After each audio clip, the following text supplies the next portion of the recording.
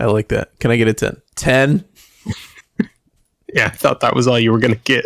I wasn't sure what to do, so then I started counting down because I realized I'd started at the top. Coming to you live from Mission Control. Countdown to launch. T-0. Go. Okay.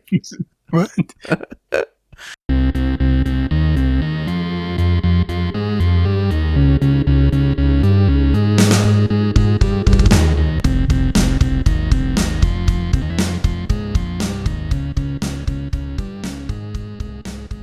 How late is too late to drink coffee?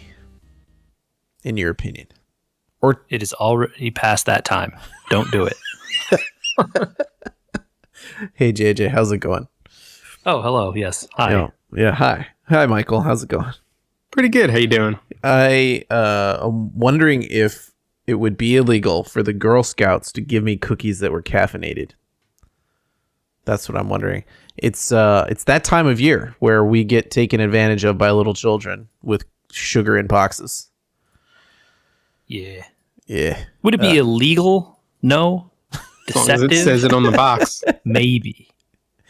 What do you guys gravitate to when it's Girl Scout time? Because no one can say no forever. Eventually, you get asked by one person that you're just like, all right, fine. I'm a Thin Mint dude. I'll leave it. I'll lead it off while you think about it. Thin Mints. Classic.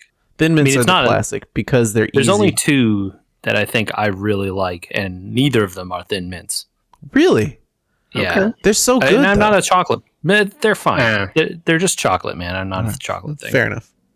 And the two that are the best are Tagalongs and Samoas. Those are the two. Which ones are tagalongs? Are those the chocolate covered peanut peanut butter butter ones ones. or the peanut butter regular ones, peanut yes. butter?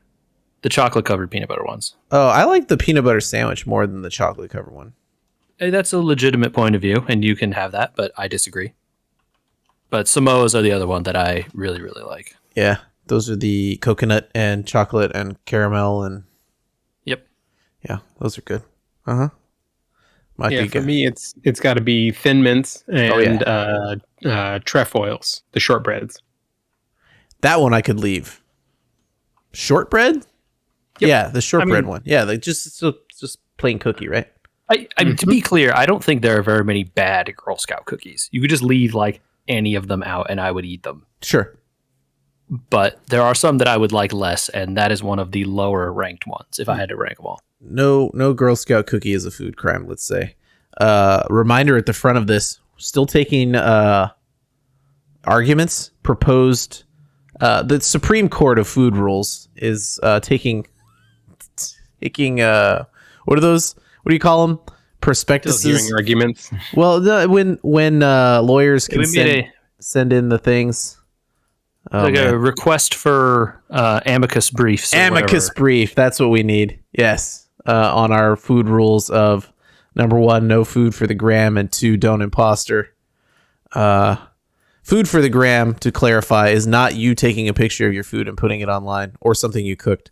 It's like making wacky things for clicks, right? Is that right, Michael? Yeah.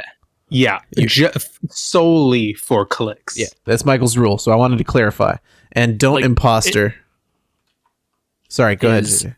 Oh, I was going to say, like, about the gram one, it's especially important because there are tons of people making food to show off. Like, look at this cool thing that I made. And it's like you and your spouse in their house by yourself, and it's a entire kitchen island full of nachos. Like, you're just going to throw these away. Why did you do this? Uh-huh. Like that. And no one wants to eat that, you know? Yeah, that's gross. Don't Yeah. do that. Okay, and don't imposter. Rule still somewhat open to interpretation, though lightly defined as foods that are other things pretending to be something they're not. Calling things a burrito when maybe they aren't a burrito, etc. Calling things eggs when they are Eggs. in fact not eggs at all. We might have to define it more. Yeah, we'll see. Based on some comments I've gotten, we might have to rejigger the rule a little bit to specify that more than the other, let's say. All right, food over. Food done for today. Y'all, we finally did it. We finally got news that we want to talk about before we sit down to chat. They successfully announced news before we recorded the podcast. I feel like that's 295 episodes never happened one time. It's to be celebrated. Sony's buying Bungie. Yeah. How about that for a counterpunch? I don't know that it's quote unquote a counterpunch. 3 billion versus 30 billion is a little bit of a different.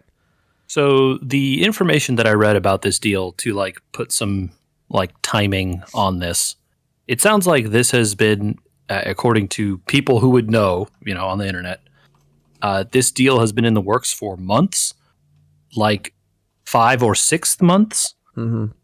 Which means that this is probably more of a reaction to Microsoft buying Bethesda than it is a reaction to Microsoft buying Activision Blizzard. That makes some sense. Good point. Okay. Yes, because then when Microsoft bought Bethesda, they're like, and everything Bethesda owns is on Game Pass immediately, and everything going forward is exclusive. So this would make sense for a tit for tat on that level, for sure. Right. And, Bethesda was like 7 whatever, something like that billion. This is like 3 point whatever something billions, which is not, those are in the same ballpark, unlike the 70 or whatever, which is some kind of, that's a different game. 40, but 70, you're right. Yeah. I was thinking, what was I thinking 44? It feels more like though Sony's buying manpower than it does Microsoft's purchases, which felt more like IP purchases to me. Like a Bethesda is part of a huge conglomerate of companies with tons of IPs, and a Bungie has Destiny, because Microsoft owns the IP for their most famous game, right? Sure, but Destiny, by all accounts, is like extremely popular and makes a lot of money. I absolutely would not down. I mean, it's World of Warcraft level popular for sure. Oh yeah, totally. Except no monthly fee, which is kind of weird. Yeah. But or maybe they've come up with battle passes or something at this point. I don't know. I don't play that game. But the important thing is that what if Destiny 3 wasn't on Xbox? PC and Sony platforms, right? Sure. But not on Xbox now. So I imagine they've made a whole bunch of Bungie and Sony put out statements. Of course, the next they're not going to change Destiny 2. They're going to keep it the same game for everyone. There's no exclusive content or whatever. They're Bungie will still be a multi-platform studio, able to publish titles wherever they want. Yada yada. But how that works. The corporate overload's like, but what if you didn't do the development on this Xbox One, or you took the resources away from it and put it over here where we want you to use all these cool PlayStation features and technically support the Xbox controller? Yeah. So, I mean, yeah. I don't think it's earth-shattering news, but it was finally some sort of news that I would want to talk about and just say, oh, interesting. I wonder what they'll have them make next other than Destiny 3. Because it doesn't feel like you buy a Bungie and you're just continue to make Destiny only. I mean, unless Destiny is literally a money printer, right? You don't know. Yeah, that's true. Is it a money printer if you lock it onto one thing? I think that conversation with Microsoft about Call of Duty was, no, it's not. So keep it open. Yeah, and you're probably totally right? They have some kind of upcoming thing that Sony's like, this is ours now. It hasn't been announced. We can do whatever we want with it, right? That would make some sense. I don't know. Or they decide whatever the next thing after that thing is now going to be theirs, right? Yeah. You're betting on the future there, and it's a studio that has developed well-liked games recently. You can definitely say that, right?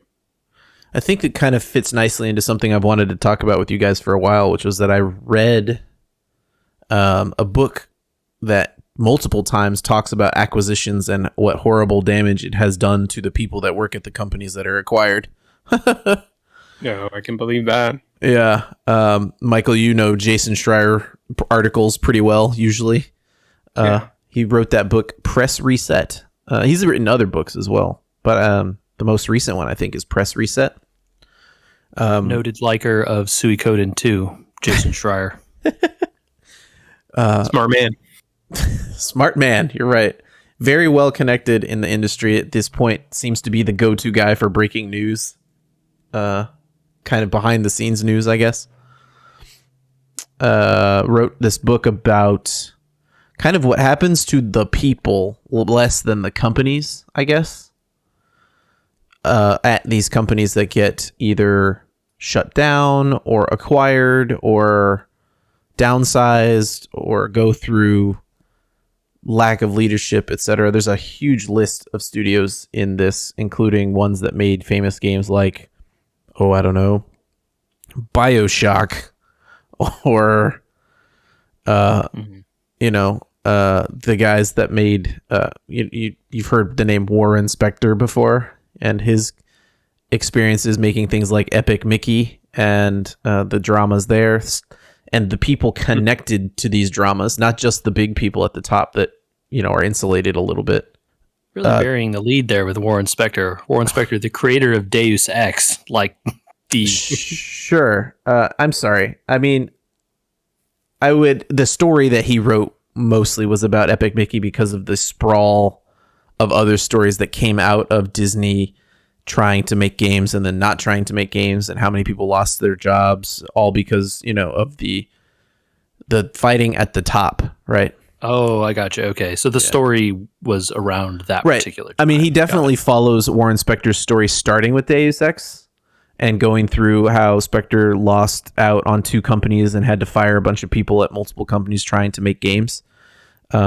But they don't really follow any of those people until he gets to the Epic Mickey fallout. And then he starts to branch off into people that end up at other companies and then get laid off from those companies and move around the country just trying to keep jobs for 2 years at a time. The book in itself is a strong argument for the video game industry to look at Hollywood and possibly create union positions that would then allow these people to move around much more easily and keep benefits and stuff like that. It works there, and it seems like it would work, at least for the employees, to do that kind of system for making games. What will the CEOs do with less yachts? But one story in there that I really wanted to mention, because we talked about Epic Games a couple times since I've read this book, and it reminds me of it now with this Bungie Sony thing. Michael, do you remember 38 Studios, Michael? Does that sound familiar? It does ring a bell. Maybe possibly that game you were just recently playing that had an HD remake? Yeah, a little bit of Kingdoms of Amalur. 38 Studios features very prominently in this book. Let's say. Okay. And the insanity that was what's his name? Kurt Schilling. There we go. Baseball's Kurt Schilling, yeah. Baseball's Kurt Schilling's vanity project, and it really turns out to have been a vanity project. Trying to kill off World of Warcraft with no business sense. One of the companies in there that they talk about is called Big Huge Games, which is the exact company that made Kingdoms of Amalur. And what happens to them in this story is really heart-wrenching. It is a story like a company like Bungie, who had Kingdoms of Amalur in the works, was getting shut down because they were part of THQ. Well, THQ went belly up, and Big Huge Games was like, well, we have this game that's like 98% done. And so 38 Studios steps in, they take over, they're like, hey, we got you. Well, all of you keep your jobs. We're going to use Kingdom of Amalur to make our other game as well, and everybody's going to be cool and copacetic. 38 blows through all their money. Kingdom of Amalur comes out. Can't possibly make enough money to save the parent company. And within 2 years, maybe, like 2 to 3 years, they're being told they're getting shut down again. Swoop in, the Epic Games is going to save the day. And they're going to come in and they tell everybody at Big Huge Games, hey, we're going to come in. Yeah, all of you will keep your jobs. We'll probably downsize you into a different studio to save some money, but you're going to you're going to try and reboot a franchise for us, etc. I don't remember the name of the game that they were going to try and make. It was some franchise. I think within a year, they shut them down again. The story part of this with Epic Games is really worth reading.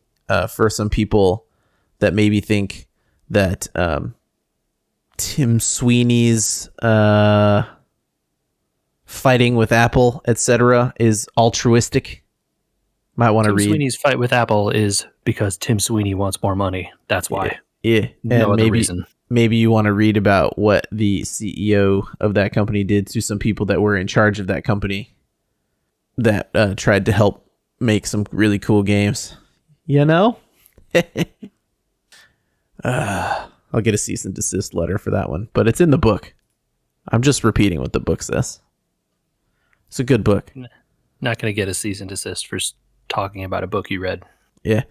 It was very interesting to read what happened, especially to big, huge games and epic mega games, right, JJ? Yeah, that was their name like 100 years ago. Yeah. Before they just became Epic Games. But yeah, it used to be called Epic Mega Games. I think it was Again, Mark. So much a better name. Why'd they get rid of it? Yeah.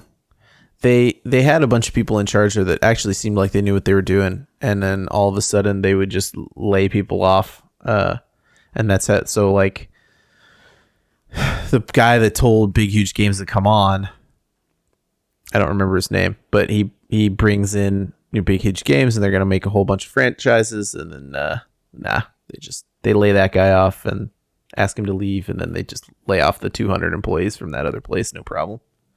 I really hope stuff like that doesn't happen to Bungie. That's what I'm saying.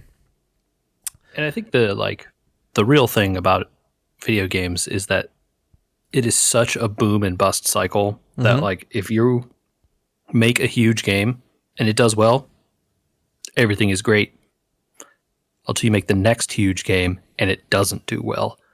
And then people are on the street. Or that's how bad it is, man.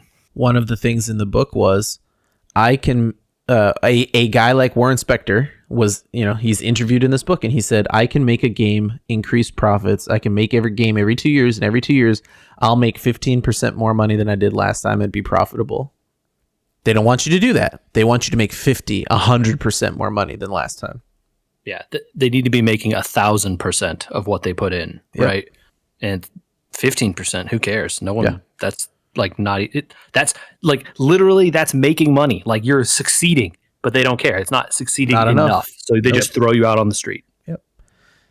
Another interesting anecdote from that press reset book was not related to mergers and acquisitions, but JJ, you and I had a discussion with a fan of the MechWarrior Online community who I was trying to nicely point out that the business model of games that are not quadruple A or whatever level of, games that have to sell billions of copies on the first day, like a God of War. A MechWarrior isn't a God of War. Press Reset talks about a game called, I don't know if you guys have heard about Enter the Gungeon. Oh, yeah. Oh, yeah. That's a popular one. Yeah, it is. I think I own multiple copies of that game. It is and continues to be a popular one. And one of the things that this guy says, or Schreir points out in the book in his interview with the developers of Enter the Gungeon, is they had left to make that game on their own, right? It was an indie development and it didn't sell. And they thought they were going to go out of business immediately. And like they didn't know what they were going to do. And they started to take on like contract work to try and keep the doors open and all that sort of stuff. And then all of a sudden it started to trickle up and trickle up and trickle up, and more money starts to just sort of trickle in all the time. And then all of a sudden it becomes a kind of a steady stream, right? So the business model that we had the discussion about that I tried to nicely point out is not always 85 to 90% of the sales in the first week anymore. A lot of the time it's a slow, steady word of mouth pace of stuff like that. And so he points out these types of business models with Flame in the Flood and Enter the Gungeon and all these other ones that become popular later and keep their studios open by basically giving them a Cash flow. Well, cash flow is the right word, but I was thinking of they have a word for it. My brain is like not so good when you have, like a set income thing coming to you later in life. You're talking about royalties. No, not royalties. No, he's thinking of an annuity. Yeah, which is not the right term. The correct term is like revenue stream. Yeah, the correct term is, as a business, is a revenue stream. But it's almost like an annuity or something like a fixed income later on that just keeps the doors and lights on, Right. The idea is that there's just money coming in from some other source and you don't have to like actively maintain it. Right. You just get money from, this thing being generally popular. Mm-hmm. And that's, the problem is, for every studio that hits one of those, there's probably 50 or 1,000 or, 100 games that don't, and they do just go out of business. 100%, absolutely. But the idea that we were discussing in that thread was that front-loaded sales are the only way that games make money. And it's like, well, no, not really anymore. All of that discussion isn't going to matter anymore now that we've had this Microsoft buyout of, a major publisher and things switch over to subscription. And we'll see what it's like to have a Netflix-like service finally for real, and what that means for independent, especially games like Enter the Gungeon, how they make money going forward. Like, okay, yeah, you got on the service. How do you make money once you're on the service that keeps the lights on? Basically, Schreier's going to have to write another book for me to read. That's what I'm saying. I'm sure he's already in drafts. The man has written and will continue writing, I'm sure. Yeah. I just thought it was funny. I was like, oh man, Kingdom's Valor. Like, Michael should read this book. He loves that game. Yeah. You should read about the horrible things that happened to the people that made it. Oh, I've heard a bunch of them. There's a lot in that book. Yeah. It's time to talk about Act 2. This is the spoiler warning for Inscryption. Just FYI for anyone that hasn't played it. Okay. Have we left enough time? Act 2, Michael. Well, I was going to say last time we talked, you hadn't finished Act 1 yet. So you escaped from the cabin. Oh, yeah. So I don't know if I got everything to get out of there. But I definitely, last chance, I did use the knife. I did not need to, but I got to, where'd I get to? I got to the moon again on my next run, the very next run after we talked. Well, the only thing I haven't used is the knife. So let's use this dumb knife. Oh, no, I couldn't have gotten to the moon. I got to because it wouldn't have done anything. I got what did I get? It was the one right beforehand with all the singing heads, the trapper. The trapper, yeah. Yeah. It was the trapper fight. And I thought, oh, this is my last chance to really need to use it. And so I used it in the trapper fight, and then I got up from the trapper fight, and I could see things with the weird new eyeball on the clock. So I set the clock to the time, and I got the wolf. Interesting. Did he offer you the magical eye right off? I had to use the knife like multiple times before he gave me that eye. Oh, interesting. No, I mean, there was one that was in the box that was glowing. So yeah. I got the first time I used the knife, it was just a bunch of eyes, like weird looking eyes, but normal eyes. Well, normal. None of them were normal. You know what I mean? They were weird eyes, but not that particular one. Okay. Then the second time it came around, that one, like I used the knife again and it was there. Oh, you had to use it twice. Maybe because I had beaten him once already? Yeah, I don't know. I don't know what the like steps are or whatever to get him to give you different things. It was very obvious that was the one I should pick. It was staring at me and glowing. Yeah. They make it real easy to choose. Yeah, it's not they're not subtle. Yeah. So then I got the Doge. Did you find the other thing in the clock? There's two things in the clock? There are two things in the clock. So this is what I thought. There are two things in the clock, but only the markings were set to one time on the clock. Mm-hmm. So the other time is on the table. Right before, I think it's right before the table that you're playing the game on. It's in the book, Michael. Is it in the book? I thought it was on the table. I looked through the book. The safe code is in the book. Yes. Oh no, yeah, you're right. The safe code is in the book. The time on the table is like in the. It's right before you get to the last boss. Yeah. Oh, but yeah, you pull back and look at the table. at a specific time. Yeah, and it tells you a time to set the clock to. Okay, I didn't get that. See, I told you I missed stuff in the thing, but I eventually was just like, I now I'm gonna beat him a second time. I knew that the cuckoo clock had only opened on the bottom, but I figured, okay, well, I mean, I'll just try and beat him again if I still don't have everything out of the clock or somewhere, or like if I need to. If you got the wolf and the film canister, you were good. Yes, like you should have known what the got film out. canister was about once you got that, right? Yes, because I had tried to use the camera on the previous run, and he just took it away from me. Right. So I got that part, and then I figured, like, well, if I missed anything that I needed, it'll kick me back. I'm sad that I didn't get to do more than one of the painting things, because I only got the. I know there were multiple patterns because I saw multiple patterns, but I only got one pattern done before I ended up leaving. So I got the flower so I could repick, which was cool. I wish I'd had that earlier on. But I think that's all the painting is. I don't think there's other things. The painting gives you two more things, I think.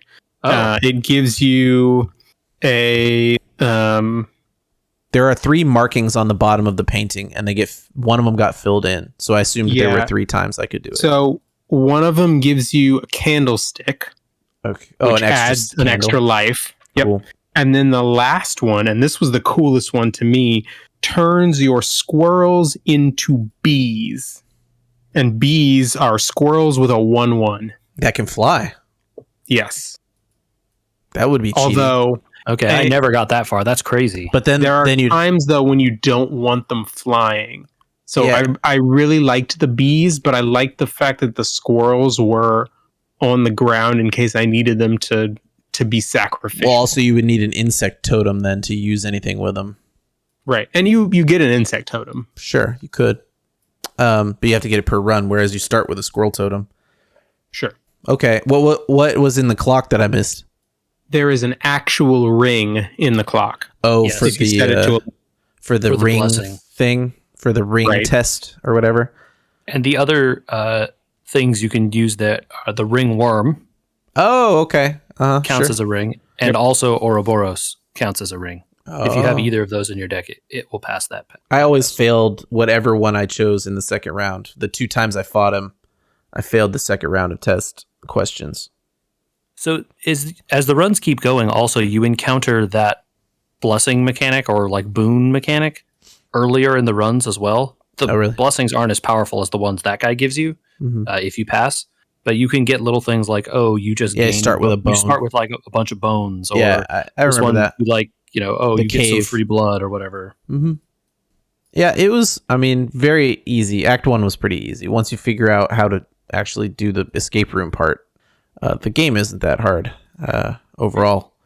The game wants you to succeed, and you can see by the like kind of stuff that they give you. Like an extra life is huge. Yep. And like turning your squirrels into flying bees is just like, okay, whatever. Let's just like ignore all the enemies. You just win with squirrels probably at that point. It's kind of a cheat code. I was able to beat him without most of the tools, so it felt like I was, missing something more than I was missing, which was, hey, you have to use the tools that are for people that are having trouble.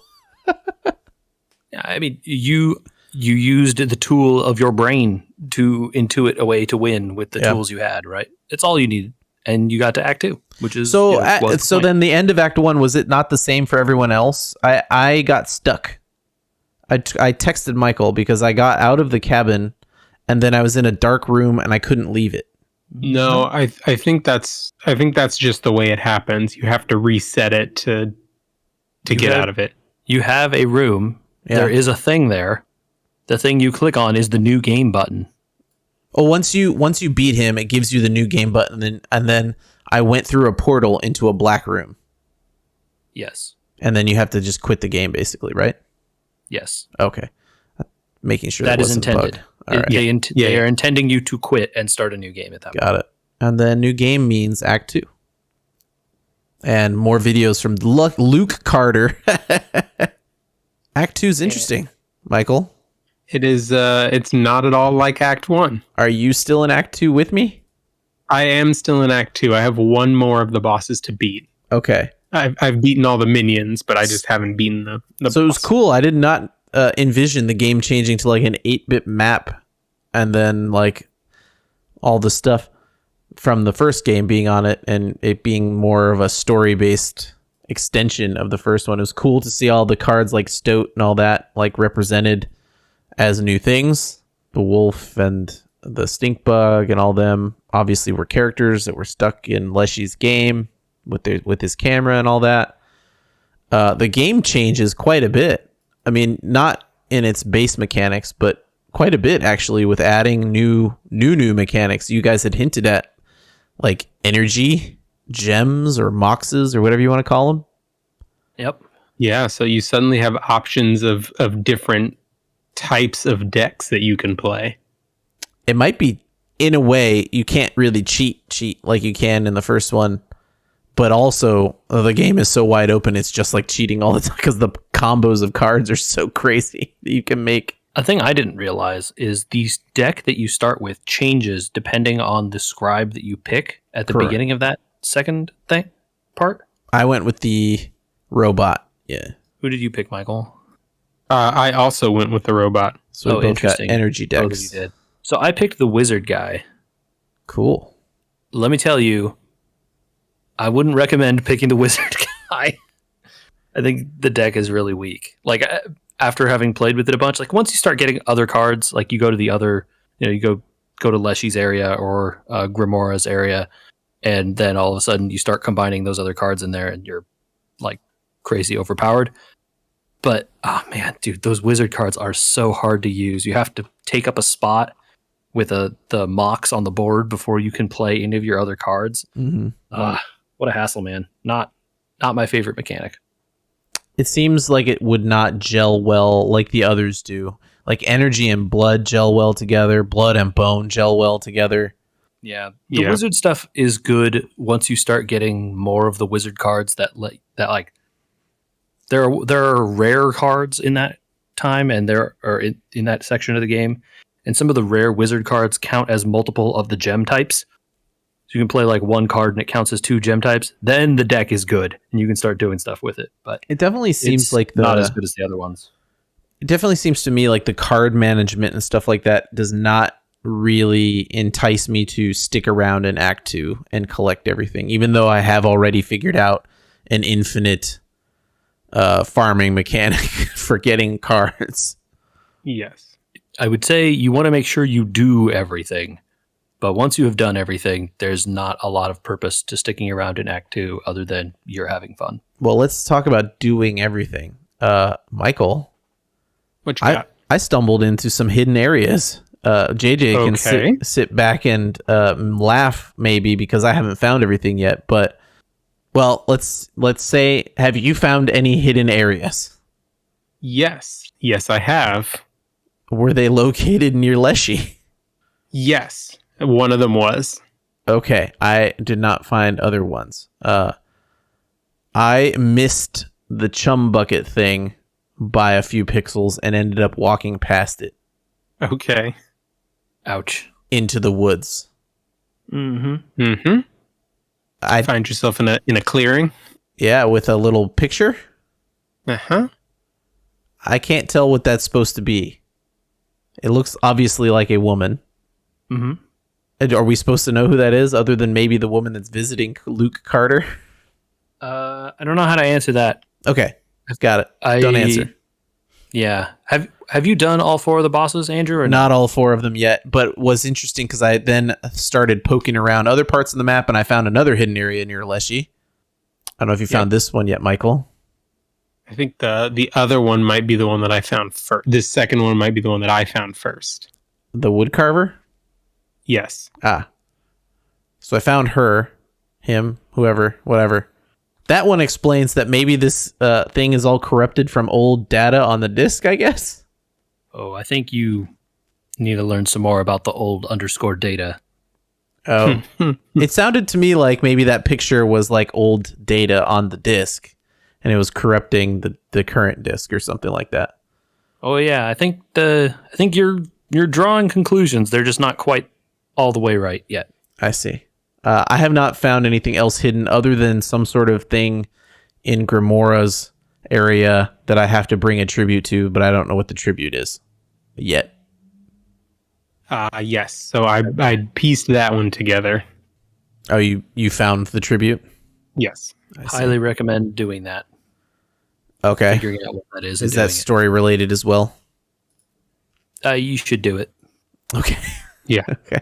How many other things are there to find, JJ? What are we missing so far? I assume, unless have you found more? Have you visited the mycologist yet? Yes, I have 3 spore cards so far. I assume they're just for making the game easier, unless I need to collect more spore cards. You should do all the mycologist stuff. Okay. Copy that. I just didn't want to sit there doing mycologist stuff for every single card if I didn't need to. No, you've done 3. You're almost there. You're getting real close. I've done 3. Yeah. There's He'll repeat when you know you're done. Oh. Okay. Yeah. You'll get a thing. I have not seen a thing. You know you're done. Okay, got it. I have not gotten a thing or repeated anything. So.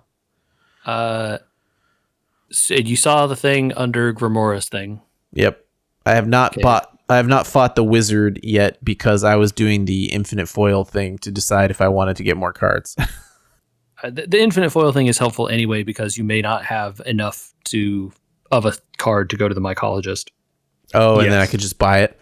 You can just buy them. Yeah. So that's helpful because having a ton of foils is useful to I need to buy one more of this card. I don't have it. Or this person sells it for 50 foils or whatever. So that can be helpful. Cool. After we beat those bosses, though, do we have much left in Act 2 after that? Or is it kind of it? I'm trying to remember. There are some minor things. You can re-find the 4-leaf clover. Oh. Yep. It exists in Act 2. Okay. What is the boss you have left? Also the computer? No.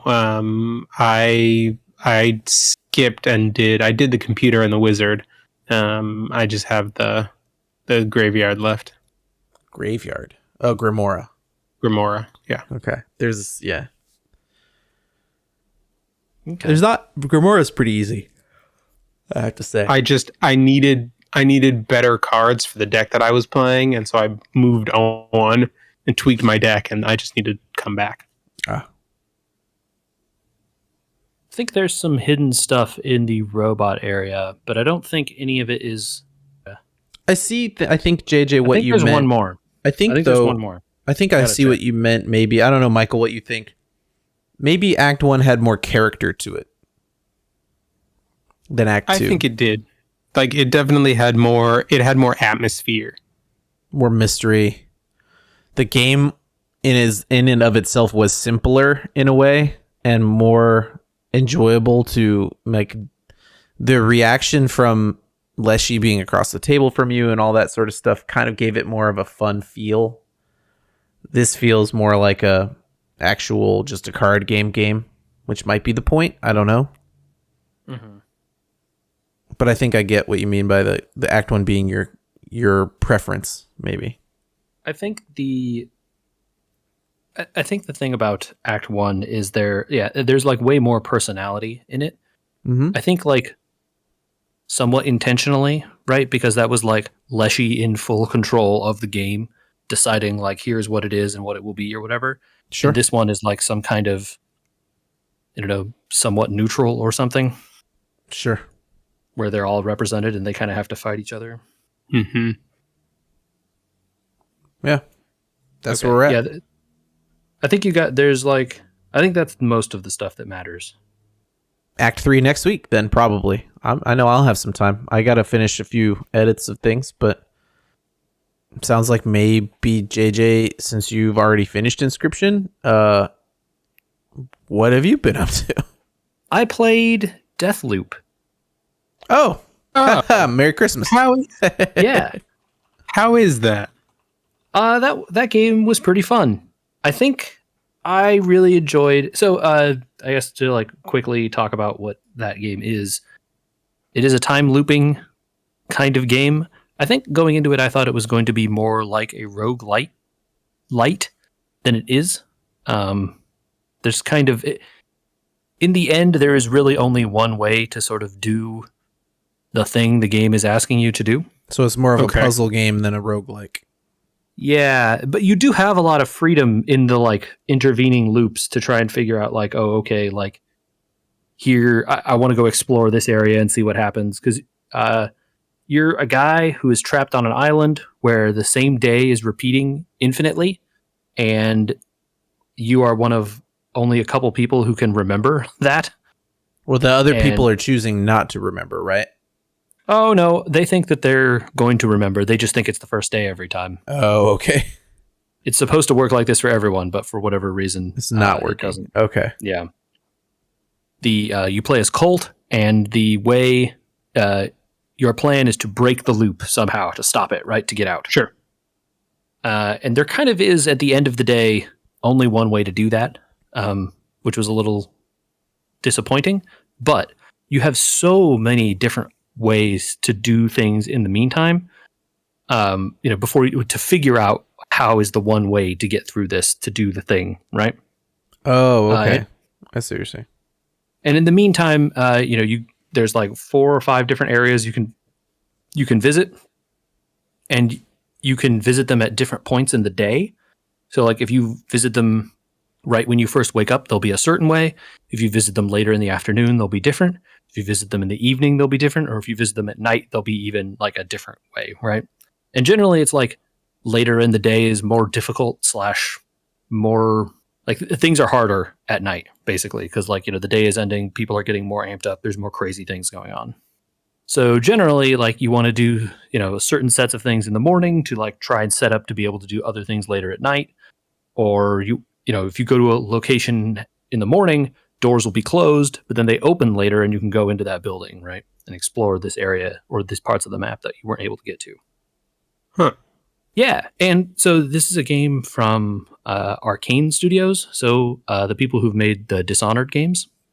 The good games, as far as I've heard. I haven't played them yet. Yeah, it's very clear though because you start getting like powers essentially. Dishonored powers. Yeah, you get a blink, right? You get like a short range teleport. You get then you start getting some like really cool powers. Like there's one of these that basically makes you lets you like pick people up and like throw them around essentially. You can just like grab an enemy and like toss them off to the side, and then it deals damage based on where they go and whatever. There's another one that the more times you get shot, the more damage you deal. Oh, the Black Panther power, we like call that one. Yeah. That's actually a really good thing about that. There's one that makes you like pseudo invisible, basically, where like unless you're standing right next to and in front of someone, they're not going to notice you. So you can just like disappear. And I think my favorite one in the game is an ability that like links people together. So anything you do to one of them happens to all of them. How many can you link? Oh my gosh. Oh. How many can you fit in a small area? Because it's that many. And so that includes shooting them. So if you shoot one of them in the head, they all die instantly. It's great. Or you blow them up, they all blow up. You light it on fire, they all catch on fire, whatever. It's very silly. It's easily my favorite power. That's great. And then you get, collectible guns and all these sorts of things, which then there's a currency you can collect, like a weird time distortion juice or whatever. I forget the exact name of it. That you can use to infuse your weapons and your items and stuff that you collect so that you can keep them between loops. So eventually you're like, start getting sets of guns that you like. You can infuse the gun and get like, be able to keep it next time because the gun has like some perk that you really like plus 20% stability or whatever, right? And so then you have your loadout that gets progressively better and better because you've spent more of this juice on sweeter and sweeter guns. It's really fun, man. I really enjoyed it, and I think the fact that there's only one way through, really, in the end to getting the loop to break or whatever, isn't really let down by the fact that there's so much other stuff you can do. I think the only thing I wish is there would be a reason to explore more of the other maps at other various times. Like I definitely didn't need to go to every map at every time to solve it. That's the Groundhog Day idea, right? Mm-hmm. You could do a bunch of fun stuff and do whatever you want, but eventually you have to walk the path. Yeah, totally. And it is like, it is fun to try because again, to like get the perfect path, you sort of have to do the exact right set of steps. And if you get shot or killed halfway through, well, time to end the day and start over because it's not going to work, Right. when you're on the run, essentially, right? How long was it? It was really fun. Maybe like 20 hours or something by the time I got all the way through it. Oh, okay. Not terribly long. Light enough. Yeah. And there's definitely like puzzles and stuff. I didn't solve every puzzle. There are more like, I forget what the like top tier, but like the loot is colored, right? There's like, gray and blue and purple and legendary or whatever. I didn't find all of the legendary weapons. Some of them are hidden behind puzzles and stuff, and I just never bothered. And so like there were definitely some of the weapons I never got the like really cool special versions of, and maybe that would have enticed me to play more if I'd found the like unique shotgun or whatever. But I just never did that stuff. Yeah, feels like we were gamers don't have time for that moment where it's like, do you really need that shotgun to finish the game? Will it change anything? No. Right. Probably not. Yeah. Right on. Michael? Yeah, I've also been playing something new. I just finished it actually, but I sat down for a healthy helping of nostalgia and fired up Link's Awakening on the Switch. Ooh. What brought that on? I wanted a change of pace. I had started playing through Breath of the Wild again, and I was feeling like I wanted more of a classic Zelda. And so I had some free time and was like, you know what, let me give this a try. And it brought back lots and lots of good time childhood memories. So you played that as a kid then, I'm guessing. I had that game when I was a kid. I had that game completely memorized. Including the trading quest? Yeah, the whole thing, except for the one piece of heart that I could never find. Because in the original, call Nintendo. In the original, I looked it up years later once GameFAQs was a thing. But in the original game, you can't see underneath the water because it's on Game Boy and it's just two colors. And one of the pieces of heart is hidden underwater in one particular spot on the map. Oh, so impossible to see. Yeah, you have to just dive in the right spot. Everyone talked about them re-releasing that game on the Switch. And the only thing I ever heard about it was that the frame rate was horrible and everyone wanted their money back. And I thought, well, that's weird. It was supposed to be a good game. I thought it was really good. Yeah, I played it. I liked it. Okay, so maybe people overblow their issues, I know some personalities that said that they had asked for their money back and stuff like that. I was like, well, this is a first-party Nintendo product that seems like it's... I haven't played it, so I couldn't verify, but it seemed unlikely that it would be game-breakingly bad. It also, was not frame rate of the original Link's Awakening is like 2, so... Yeah, I mean, how many frames you getting on that Game Boy, dude? Yeah. I think the thing that got me about it is, it's just that Game Boy game, though. Like, yeah, there's a few places where they help you out, but like, don't expect help. This is that Game Boy game. Yeah. If you got lost and had no idea what you were doing back then, gonna still get lost. And that definitely happened to me. I had to look stuff up. Yeah, so they made some really nice quality of life improvements. So I don't know if you played the original JJ, but imagine playing the game, the Switch version, but instead of just being able to use them, the dash boots and the power bracelet are equipables. That's just insane. No. Yep. So anytime you want to use them, you have to equip them into one of your two slots. Awful. Yeah, so that was really nice. Trying to think what else. They pulled in the color dungeon from the Game Boy Color version of the game. I don't know if you found that. It's a hidden dungeon in the graveyard. Yes, I did go to the color dungeon. It is cool.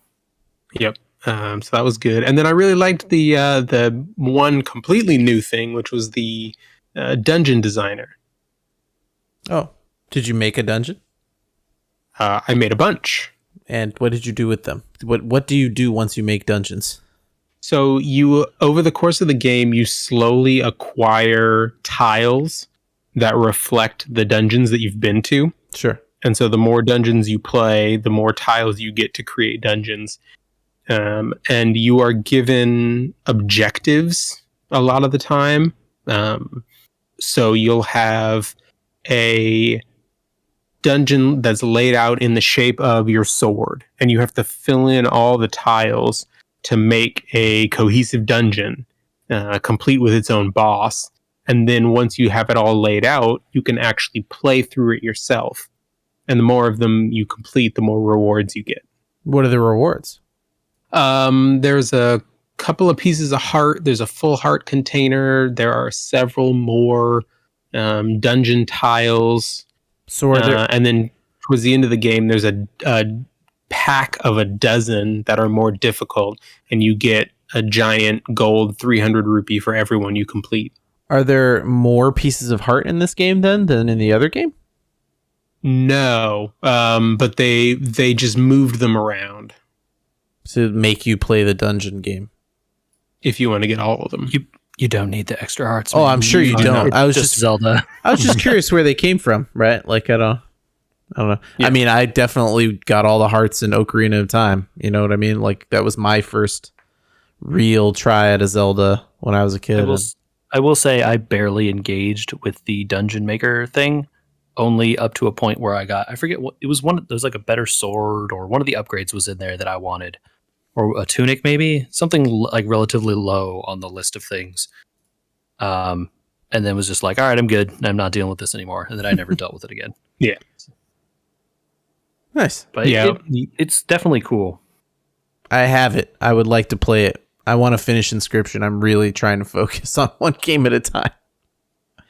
Yeah, you'll enjoy it, but I think to JJ's point, it is definitely opaque in the way that games in the 90s were opaque. You mean because they were just black and white? Haha, no. Just in the sense that, it gives you a couple of hints to start off with and then just kind of lets you go. Yeah.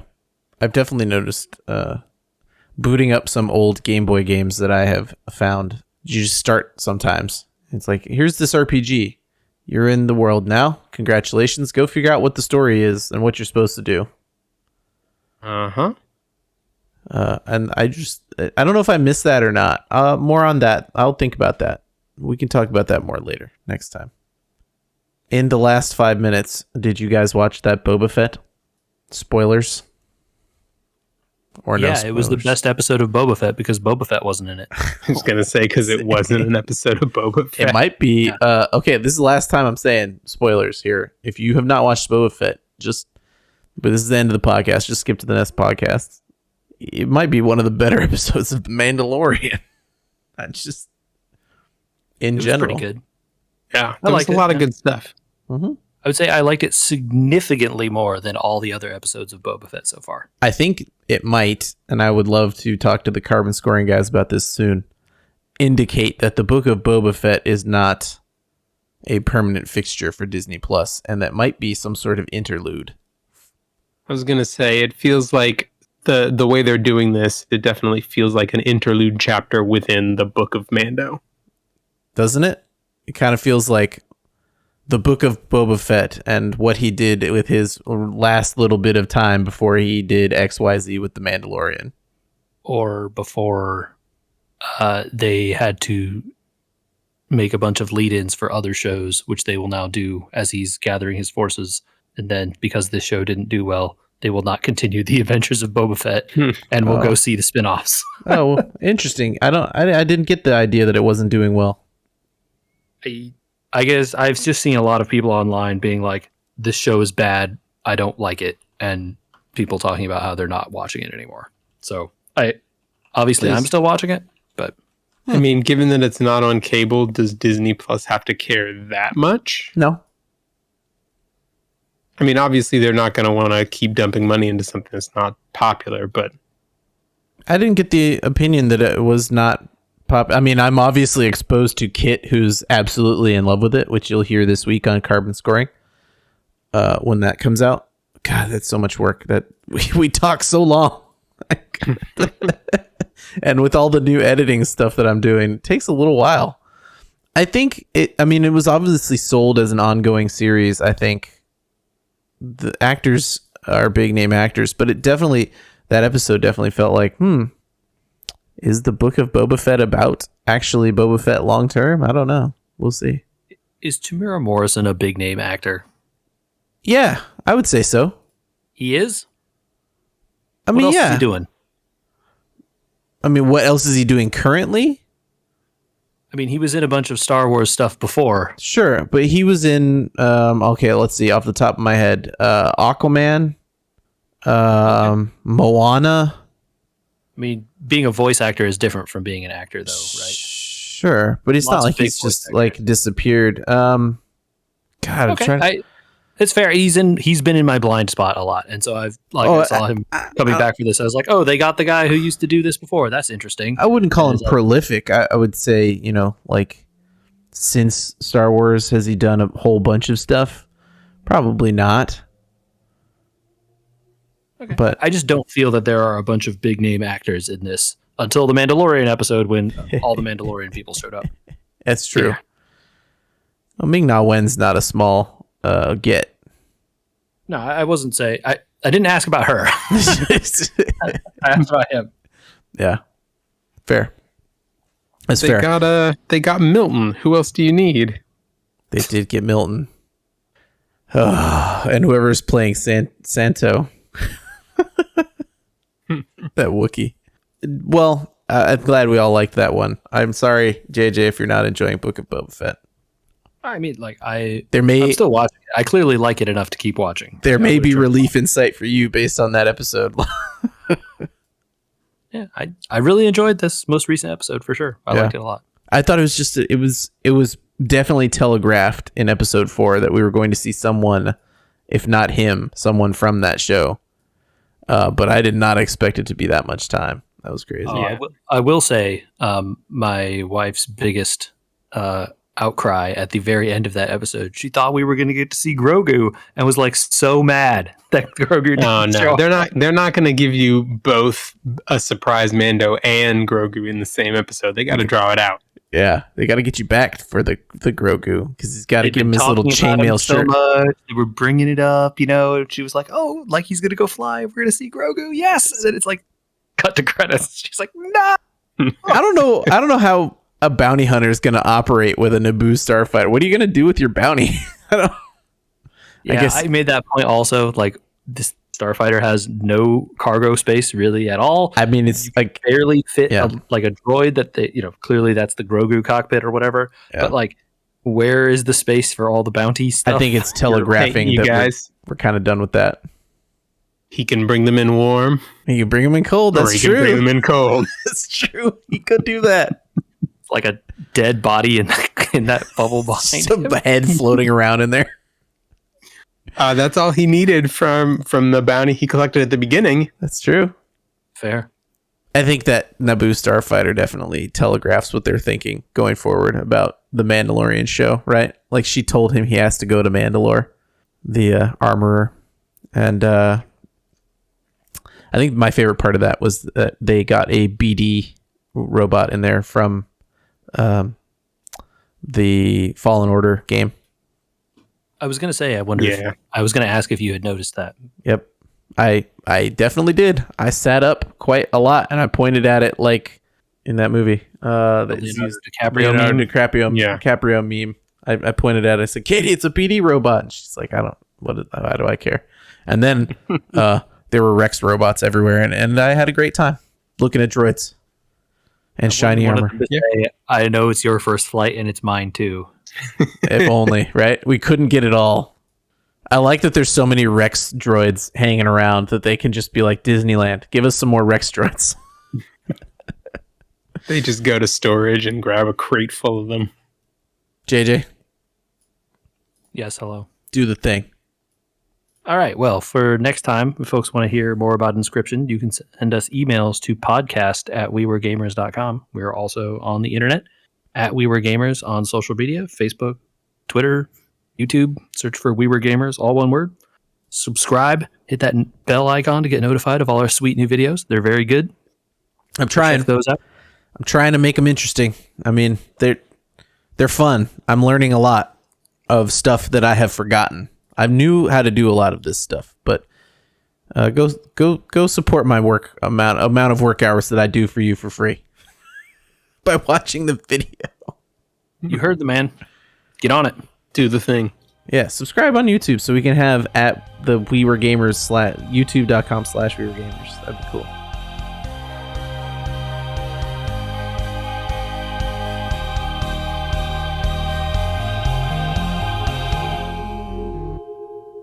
I think what I appreciated most is that they actually bothered to explain the Mandalorian stuff this time. That's why I liked this better than that episode of The Mandalorian where all this stuff got brought up initially.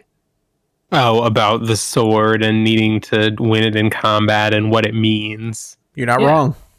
They did a good job. They introduced the Vizslas. Hey, Michael. Yeah. You should watch that Clone Wars show. You want to know? Tie in just a little bit. You want to know about them Vizslas? What if I don't? Michael is watching it, is what I'm saying. Yeah. Oh, okay. I didn't know you were already watching it. Yeah, I'm already watching it. Yeah. He told me the other day. He's like, so I'm watching Clone Wars. I was like, okay, just stick it out. If you were interested enough to start, then stick it out.